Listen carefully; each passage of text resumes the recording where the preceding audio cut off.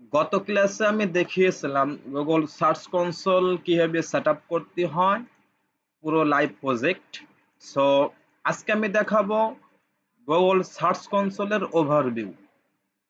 আপনি যখন আপনার ক্লায়েন্টের কাজ করবেন অবশ্যই আপনার গুগল সার্চ কনসোলের অ্যাক্সেস, অবশ্যই আপনার গুগল অ্যানালিটিক্সের অ্যাক্সেস আপনার মাস্ট বি লাগবে। যখন আপনি মান্থলি হচ্ছে আপনি একটি ক্লায়েন্টের কাজ করবেন, সো আপনার Google search কনসোলটা A to Z জানা খুবই জরুরি। ঠিক আছে, সো আমি একটা ক্লায়েন্টের ওয়েবসাইটে চলে যাই, সরি গুগল সার্চ কনসোলে চলে যাই। এটা হচ্ছে আমার একটি ক্লায়েন্টের সার্চ কনসোল। তো গত ক্লাসে আমি দেখিয়েছিলাম কিভাবে Google search console set up করতে হয়। ঠিক আছে, সো গুগল সার্চ কনসোলে আসার পর আমরা এখানে কিছু জিনিস দেখব। ওকে, আমি যদি একটু লাইট শুট দিয়ে দেখাই, ফার্স্ট অফ অল আমাদের লাক্সারি টাউন ডট আইন, এটা হচ্ছে আমার ক্লায়েন্টের ওয়েবসাইট। ওকে, তো দ্বিতীয় নম্বর হচ্ছে ওভারভিউ। ওভারভিউটা কি? আপনি এখান থেকে এই গুগল সার্চ কনসোলের ওভারভিউ দেখবেন, আপনার সবকিছুরই ওভারভিউ আছে। আপনি যদি ওয়েবসাইটে যান, ওয়েবসাইটের কিন্তু ওভারভিউ আছে, হোম পেজ আছে। ঠিক আছে, এটা হচ্ছে সেই ওভারভিউ, অর্থাৎ এখান থেকে আপনার হচ্ছে শুরু। ওকে, ইনসাইট। ঠিক আছে, এটা হচ্ছে আপনার ইনসাইট, এটা হচ্ছে আপনার পারফরমেন্স। এখান থেকে আপনি কি করতে পারবেন, এখান থেকে আপনি পারফরমেন্স চেক করতে পারবেন। ইউআরএল ইনস্পেকশন এর অর্থ হচ্ছে আপনি যখন একটি পেজ ক্রিয়েট করবেন, ঠিক আছে, যখন আপনি ওয়েবসাইটের জন্য একটি পেজ মেক করবেন, তখন আপনি যদি দ্রুত র্যাঙ্ক করাতে চান তাহলে ইউআরএল এ গিয়ে আপনি দ্রুত র্যাঙ্ক করাতে পারবেন গুগল সার্চ কনসোল মাধ্যমে। গুগলের রিকোয়েস্ট পাঠাতে হবে। ওকে, সো এখানে আছে ইন্ডেক্সিং, এখানে আপনি আসলে দেখতে পারবেন, আমি দেখাবো প্রপারলি, আমি সবকিছুই দেখাবো। এখানে এসে আপনি দেখতে পারবেন কয়টা পেজ ইন্ডেক্স আছে, কয়টা পেজ ইন্ডেক্স নাই। পেজ, এখানে পেজের সম্পূর্ণ ডিটেলস দেখতে পারবেন। এখানে যদি ওয়েবসাইটে কোনো ভিডিও মেক করা থাকে আপনি সব ভিডিও দেখতে পারবেন। এখান থেকে আপনি ওয়েবসাইটের জন্য সার্চ সাইড ম্যাপটা কি করতে পারবেন, আপনি ক্রিয়েট করতে পারবেন।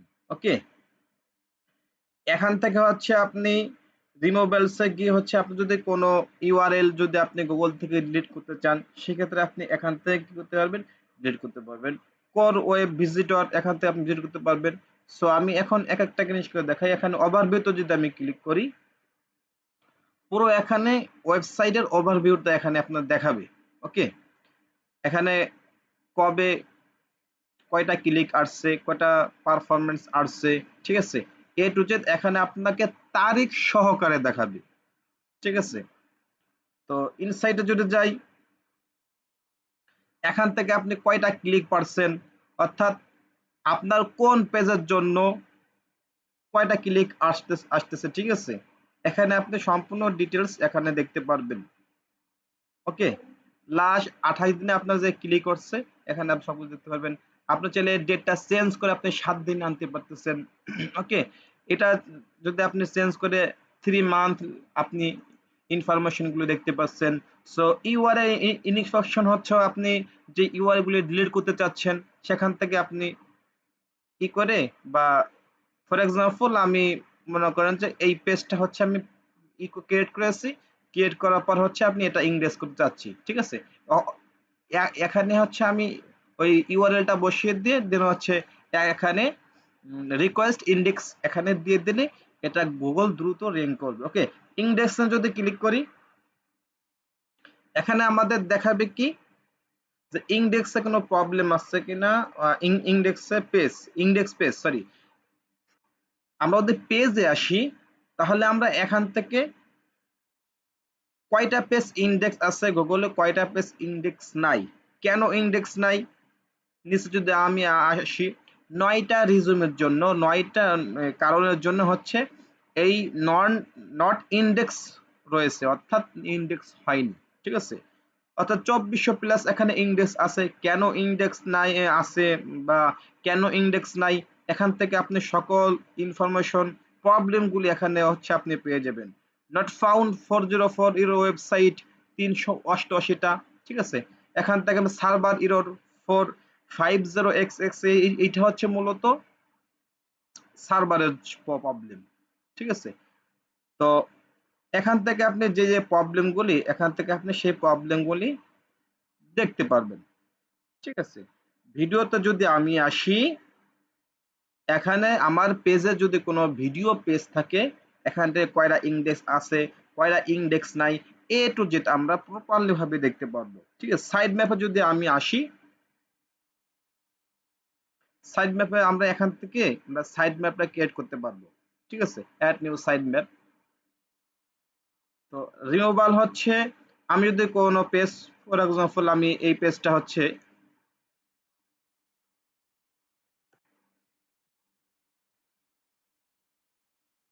আমি একটা পেজ নেই,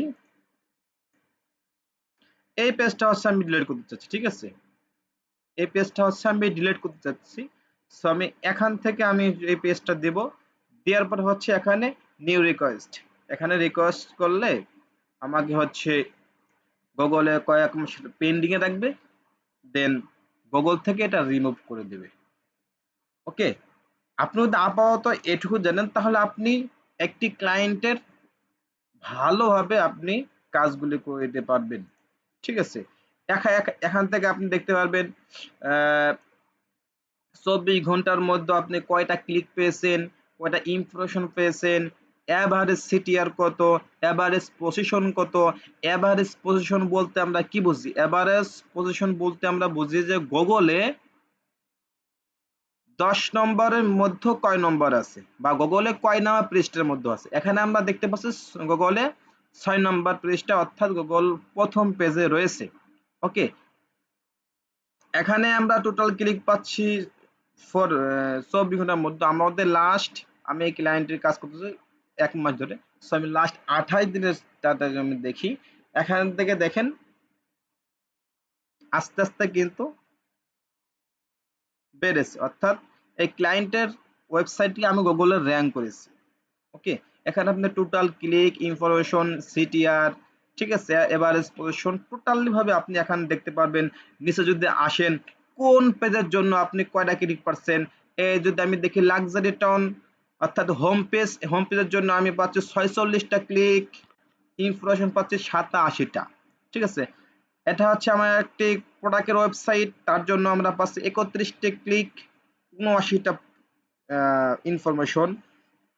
দেন আমরা নিচে 24টা 22টা, এইগুলি হচ্ছে ক্লিক, দেন ডানে হচ্ছে এইগুলি ইনফরমেশন। ওকে, সো এইগুলি হচ্ছে আমরা দেখতে পারবো। ওকে, সো এই ভিডিওটা এই পর্যন্তই। সো যদি কারো কোনো প্রশ্ন থাকে আমাকে বলবেন, নেক্সট কোন বিষয়ে আপনাদেরকে ভিডিও দেব এটাও বললে আমি অবশ্যই আপনার ভিডিও করে আমি দেখাবো। ওকে, সবাই ভালো থাকবেন। আসসালামু আলাইকুম।